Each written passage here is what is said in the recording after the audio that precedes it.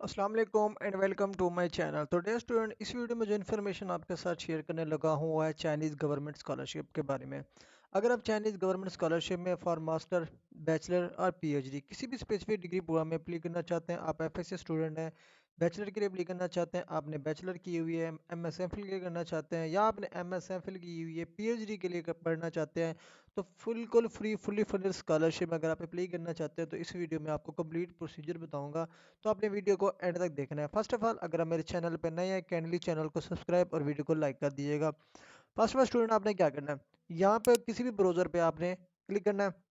यहाँ पे आपने लिखना है ETC या सिंपली HEC, ये लिख के आपने इंटर दबा देना है। अब जैसे आप इसको इंटर दबाएंगे तो यहाँ पे एक फर्स्ट आपको एक लिंक मिल जाता है HEC की मेन वेबसाइट का, इस पे आपने जी कर लेना है क्लिक। अब जैसे इस पे क्लिक करते हैं तो आपने क्या करना है, डायरेक्टली यहाँ पे स्कॉलरशिप आपको दिख रहा होगा सेंटर पे, स्कॉलरशिप पे क्लिक कर लेना है। अब जैसे स्कॉलरशिप पे क्लिक करेंगे तो यहाँ पे स्कॉलरशिप का होम पोर्टल ओपन हो जाएगा, जहाँ पे जो भी एक्टिव स्कॉलरशिप होता है उसकी लिस्ट आपको यहाँ पे मिल जाती है।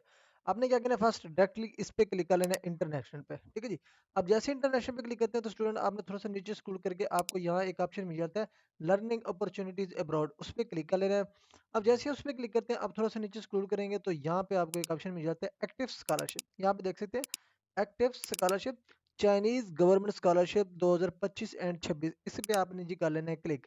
अब जैसे स्टूडेंट इस पे क्लिक करते हैं, अब यहाँ पे इसकी जो कंप्लीट इन्फो स्कॉलरशिप की होगी आपको यहाँ पे मिल जाएगी। अब यहाँ पे फर्स्ट आप देख सकते हैं इसकी लास्ट डेट टू अप्लाई है 9 दिसंबर 2024, ठीक है जी। अगर आप इसमें अप्लाई करना चाहते हैं तो इसके अलावा यहाँ पे देखिए जी, यहाँ पे only those applicant are consider under Chinese government scholarship 2025-2026 who have already obtained valid hat score, जिन्होंने मीन के यहाँ पे देखे जी, जिन्होंने ऑलरेडी हैट टेस्ट दे दिया हुआ है, उनके पास मार्क्स हैं पड़े, तो उनकी एप्लीकेशन कंसीडर की जाएगी फॉर चाइनीज गवर्नमेंट स्कॉलरशिप। उसके अलावा यहाँ पे देखिए जी, to submit on an application number on China scholarship council portal under category A, ये इनकी है एजेंसी नंबर, मतलब कि जब आप इसकी कैटेगरी जो होते हैं तीन, ABC, ठीक है जी, तीन कैटेगरीज में इनकी एप्लीकेशन जाती हैं। तो जो भी कैटेगरी आप सिलेक्ट करेंगे, ठीक है जी, अगर आप कैटेगरी ए में अप्लाई करेंगे तो ये एजेंसी नंबर आपने पुट करना है कैंपस इन चाइना या CSE.edu.CEN, जहाँ पे आपने एप्लीकेशन सबमिट करनी होती है। अब यहाँ पे देखें जी, अब थोड़ा सा यहाँ पे लेफ्ट साइड पे लिखे प्रोग्राम ऑफर्ड, इसमें आपने कर लेना है जी क्लिक। अब जैसे क्लिक करते हैं तो यहाँ पे आपको जो डिग्री प्रोग्राम यहाँ पे अवेलेबल होंगे उसकी लिस्ट आपको यहाँ पे मिल जाएगी। अब यहाँ पे देखिए जी, अंडर ग्रेजुएट भी यहाँ पड़े, मास्टर भी यहाँ पड़े, PhD भी यहाँ पड़े, ठीक है जी। अब यहाँ पे देखिए जी, अंडर ग्रेजुएट 4 to 5 years की है, मास्टर 2 to 3 years की है, उसके अलावा डॉक्टर स्टूडेंट PhD के लिए 3 to 4 years की है। उसके अलावा यहाँ पे देखिए जी, Chinese language preparatory study, mean के आपको 1 से 2 साल के लिए आपको प्रिपरेशन भी कराई जाएगी चाइनीज लैंग्वेज की, ठीक है जी। अब यहाँ पे आ जाता है जी एलिजिबिलिटी क्राइटेरिया, कि अगर आप इस स्कॉलरशिप में अप्लाई करना चाहते हैं आप एलिजिबल हैं कि नहीं, फर्स्ट ऑफ ऑल। अब यहाँ पे देखिए जी, फर्स्ट ऑफ ऑल तमाम पाकिस्तानी स्टूडेंट इवन आज़ाद जम्मू कश्मीर के नेशनल भी यहाँ पे अप्लाई करना चाहे अप्लाई कर सकते हैं, लेकिन जिनकी डुअल नेशनैलिटी है वो इसमें अप्लाई नहीं कर सकते। उसके अलावा आपको फिजिकली फिट होना चाहिए। उसके अलावा आपकी डिग्री जो है ना कंप्लीट होनी चाहिए, ठीक है जी, लास्ट डेट से पहले पहले आपके पास डिग्री का होना लाजमी है। उसके अलावा यहाँ पर देखिए जी, अंडर ग्रेजुएट के लिए अप्लाई करेंगे तो आपकी FSC होनी चाहिए, मास्टर के लिए अप्लाई करेंगे तो आपके पास बैचलर होनी चाहिए, और मैक्सिमम जो एज है ना वो है 35, मीन के 35 जिसकी भी एज है, जिन्होंने MSFL सॉरी बैचलर किया हुआ है वो MSFL करना चाहते हैं तो वो अप्लाई कर सकते हैं, और जिसकी 40 ईयर्स है उन्होंने MSFL ऑलरेडी किया हुआ है, मास्टर ऑलरेडी किया हुआ है और वो PhD करना चाहते हैं और उनकी एज 40 है या उससे कम है, तो वो इसमें अप्लाई करना चाहें तो वो कर सकते हैं। उसके अलावा इसकी जो मज़ीद जो रिक्वायरमेंट्स हैं वो चाइनीज़ काउंसिल की वेबसाइट पे भी आपको मिल जाती हैं, उसके पोर्टल पे, ठीक है जी। अब यहाँ पे देख लीजिए, मेन चीज़ जो होती है ना हर स्टूडेंट के लिए फाइंड करना, क्या, एक तो उसके लिए यूनिवर्सिटी फाइंड करना कि यूनिवर्सिटी कौन सी में अप्लाई की जाए।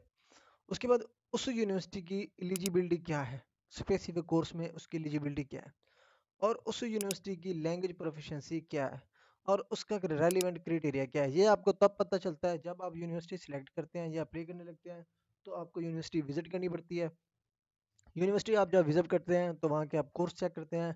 जब आप अपने स्पेसिफिक कोर्स को वहाँ पे फाइंड कर लेते हैं, उस पर क्लिक करके आपने उसी कोर्स की जो है ना रिक्वायरमेंट, जो रिक्वायरमेंट होती है आपने उसको पढ़नी होती है।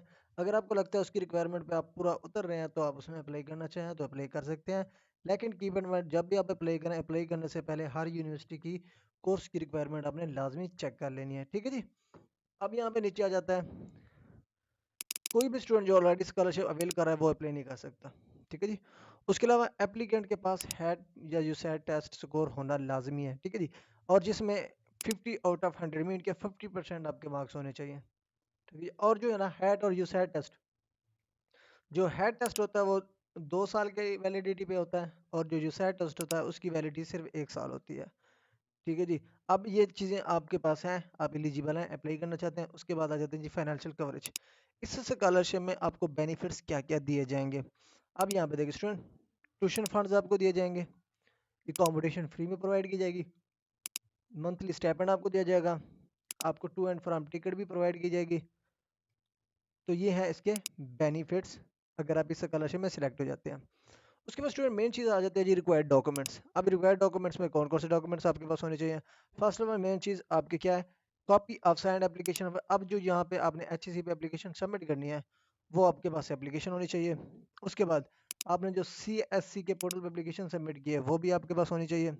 उसके बाद तमाम एजुकेशनल डॉक्यूमेंट्स, ठीक है जी। यहाँ पे देखो जी, attested, keep in mind attested copies of all education documents, one photocopy of CNC form, domicile, IBCC equivalent certificate if applicable and HEC equivalency if applicable।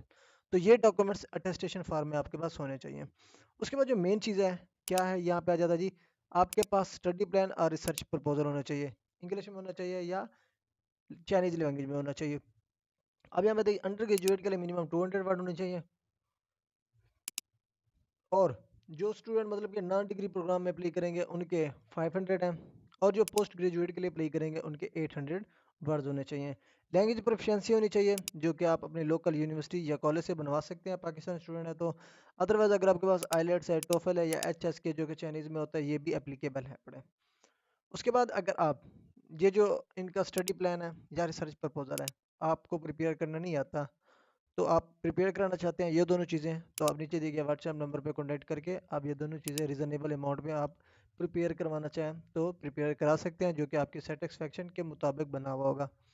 उसके बाद यहाँ पे आ जाता है जी, आपके पास पासपोर्ट होना चाहिए, पासपोर्ट जिसकी मैक्सिमम वैलिडिटी होनी चाहिए 1 मार्च 2026।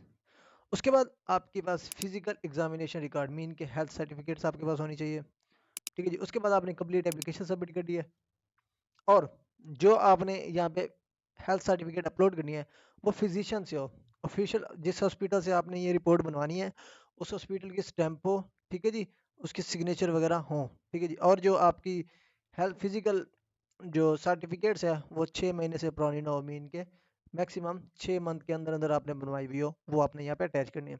उसके बाद आ जाता है जी पुलिस क्लियरेंस सर्टिफिकेट, ये भी आपने बनवानी है। ये कहाँ से मिलेगी आपको, अपने करीबी मुतल्लिका पुलिस स्टेशन से आप जाएंगे, 5 मिनट में आपको प्रिंट निकाल के दे देंगे, लेकिन आपको साथ अपने CNAC की कॉपी लेकर जानी पड़ेगी। उसके बाद यहाँ पे आ जाता है जी प्री एडमिशन लेटर, इसको आपने स्किप करना, ये लाजमी नहीं है। उसके बाद आ जाता है जी applicants for graduate program must submit 2 letter of recommendation in Chinese और इंग्लिश फॉर प्रोफेसर।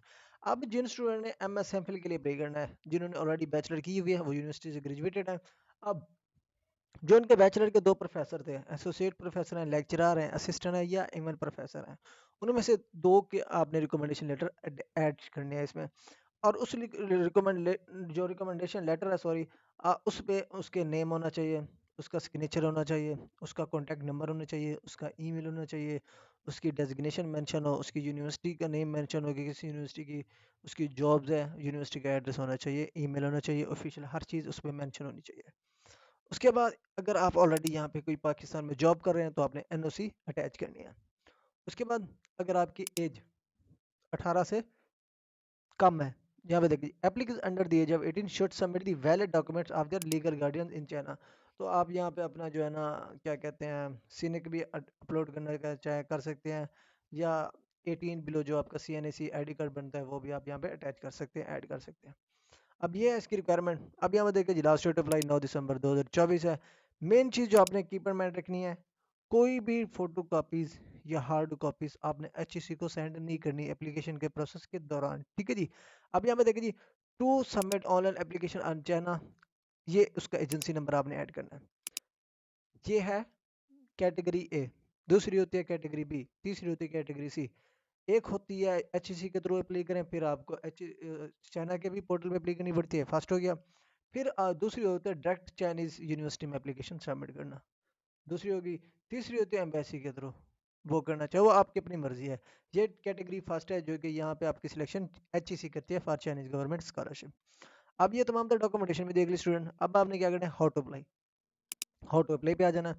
अब जैसे स्टूडेंट हाउ टू अप्लाई पे आते हैं तो यहाँ पे आपको एक लिंक मिल जाता है डायरेक्टली एचईसी स्कॉलरशिप पोर्टल का, इस पे आपने कर लेना स्टूडेंट क्लिक। अब जैसे आप इस पे क्लिक करते हैं तो यहाँ पे एचईसी का जो ऑफिशियल पोर्टल होगा वो यहाँ पे ओपन हो जाएगा, जहाँ से आपने अपना अकाउंट क्रिएट करना है और अपनी एप्लीकेशन स्टार्ट करनी है। अब इससे फर्दर क्या आता है, आप देखिए जी, welcome to scholarship portal, simply आपने साइन अप पे क्लिक कर लेना है। क्योंकि आप फर्स्ट टाइम अप्लाई कर रहे होंगे तो यहाँ पे आपको, यहाँ पे हर चीज़ मेंशन है, यहाँ पे देख सकते हैं। फर्स्ट नेम टाइप करें, लास्ट नेम टाइप करें, पासवर्ड अपनी मर्जी का टाइप करें, मिनिमम 8 कैरेक्टर का आपने पासवर्ड बनाना है, जिसमें @.com वगैरह ऐड करने हैं। उसके बाद यहाँ पे CNAC डालना है बगैर स्पेसेस के, फिर आपने यहाँ पे अपना कॉन्टैक्ट नंबर ऐड करना है बगैर स्पेसेस के, फिर यहाँ पे अपना ईमेल लगाएंगे अपना पर्सनल, उसके बाद सबमिट पे क्लिक करेंगे तो आपके फ़ोन नंबर और ईमेल पे वेरिफिकेशन कोड आएगा। नेक्स्ट पे आपने वो कोड पुट करके अपना अकाउंट एक्टिवेट करना है। एक्टिवेट करने के बाद आपने साइन इन पे आ जाना है, सिंपली यहाँ पे CNAC लगाएंगे, फिर नेक्स्ट आपने पासवर्ड लगा के अपना अकाउंट साइन इन कर लेना है। उसके बाद जो है ना यहाँ पे इसकी एप्लीकेशन पोर्टल स्टार्ट हो जाएगा। इसके नेक्स्ट फर्दर किस तरह आपने लॉगिन करने के बाद step by step application fill up करनी है, उसकी वीडियो जो है ना ऑलरेडी मेरे चैनल पे मौजूद है, ठीक है, जिसके लिंक मैं वीडियो के डिस्क्रिप्शन में दे दूंगा, जिस पे क्लिक करके आप इससे फर्दर अप्लाई करना चाहें घर बैठे आप उसकी एप्लीकेशन सबमिट कर सकते हैं। किस तरह करेंगे आपने उस वीडियो को देख लेना है। अगर मैं यहाँ पे दोबारा बनाऊँ तो क्योंकि मेरी वीडियो ऑलरेडी चैनल पे मौजूद है, इस वजह से मैं इसका नेक्स्ट प्रोसेस यहाँ पे परफॉर्म नहीं कर रहा। तो आपने जो लिंक मैं नीचे दे दूँ, आपने उस पर क्लिक करके अपनी एप्लीकेशन सबमिट करनी है। थैंक्स फॉर वॉचिंग, अल्लाह हाफिज़।